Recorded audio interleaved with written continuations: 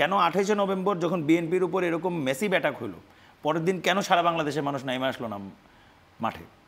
এই প্রশ্নের উত্তরটা হলো ওই পলিটিক্যাল পার্টির প্রতি তো মরাল বিশ্বাস বাংলাদেশের মানুষের নাই। বিএনপি কেন নির্বাচন চায়? কারণ বিএনপির ব্যাপারেই বারবার বলা হয় বিএনপি শুধু নির্বাচন চায়, স্পষ্ট করলেন এখানে মোশাররফ হোসেন ঠাকুর।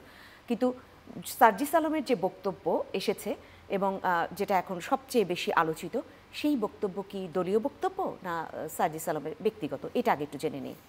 আচ্ছা, প্রথমত বিষয় হলো সার্জিস আলম যে বক্তব্যটা দিয়েছে সেটা আসলে তার ব্যক্তিগত বক্তব্য, কিন্তু আমরা আমাদের পার্টিগত জায়গা থেকে কীভাবে আসলে বিষয়টা দেখি বা কীভাবে বিষয়টা বুঝি, আমরা যেটা বুঝতে পারছি যে সেটা হলো আমাদের দেশে যে রাজনৈতিক দলগুলো রয়েছে, রাজনৈতিক দলগুলোর যদি পরিক্রমা আপনি লক্ষ্য করেন এই 71 সালের পর থেকে, 71 সালের আমাদের মহান মুক্তিযুদ্ধের পর থেকে আমাদের যে স্বাধীন দেশ, সেই স্বাধীন দেশে যদি 72 থেকে চিন্তা করেন 2024 পর্যন্ত আমাদের এই পলিটিক্যাল পার্টিগুলো একটা ন্যূনতম ডেমোক্রেটিক্যাল ট্রানজ্যাকশন কীভাবে হবে সেটা কোনোদিন নিজেরা তৈরি করতে পারে নাই।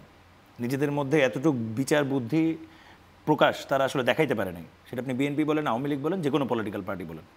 আমরা 96-এর ঘটনা জানি, আমরা 2001-এর ঘটনা জানি। মানে একটা খুব সিম্পল যে 53 বছর আপনার একটা দেশের বয়স, সেই দেশের বয়সে গণতান্ত্রিকভাবে কিভাবে ক্ষমতা হস্তান্তর হবে, দায়িত্ব হস্তান্তর হবে, কিভাবে নির্বাচন হবে, কিভাবে এক একটা সাংবিধানিক প্রতিষ্ঠান শক্তিশালী হবে, তার ছিটে ফোটা আমাদের কোনো রাজনৈতিক দলই দেখাইতে পারেনি। এবং এইটা কিন্তু আমার বলতে হবে না, এটা বাংলাদেশে সবাই জানে।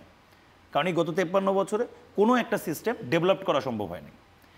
আজকে মনে করেন আমরা কি কারণে একটা গণঅভ্যুত্থান করতে হলো, কেন একটা রাজনৈতিক শক্তির হাত দিয়ে একটি নিয়মতান্ত্রিক আন্দোলনের মধ্য দিয়ে শেখ হাসিনার পতন হলো না বা শেখ হাসিনার রেজিমের এন্ড হলো না, কেন জনগণকে রাস্তায় নামতে হলো, কেন জনগণকে রাস্তা দখল দিতে হলো, কেন সাধারণ মানুষকে নেমে আসতে হলো, ছাত্রছাত্রীদের নেমে আসতে হলো, কেন পলিটিক্যাল পার্টি পারলো না? এই প্রশ্নের উত্তরটাও তো বিএনপিকে দিতে হবে। কেন 28শে নভেম্বর যখন বিএনপির উপর এরকম মেসিভ অ্যাটাক হলো পরের দিন কেন সারা বাংলাদেশের মানুষ নেমে আসলো না মাঠে?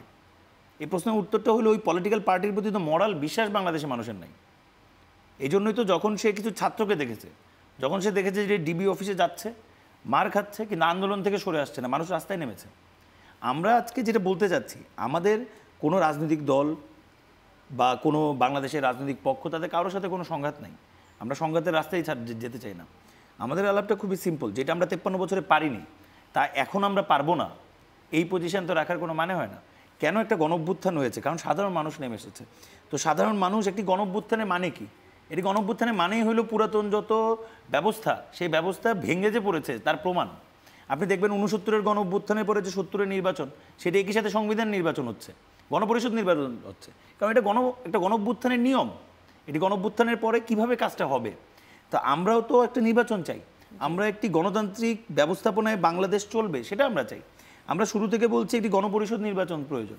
পরবর্তীতে আমাদের মনে হলো যেহেতু আমাদের বাকি রাজনৈতিক দলগুলো সবাই নির্বাচন চাচ্ছে, যে তারা সাধারণ নির্বাচন করবেন, তাহলে ঠিক আছে, 70-এর নির্বাচনের মতোই তো আমরা একটা নির্বাচন করতে পারি, যেখানে একই সাথে সাধারণ নির্বাচন হবে এবং একই সাথে গণপরিষদ নির্বাচন হবে।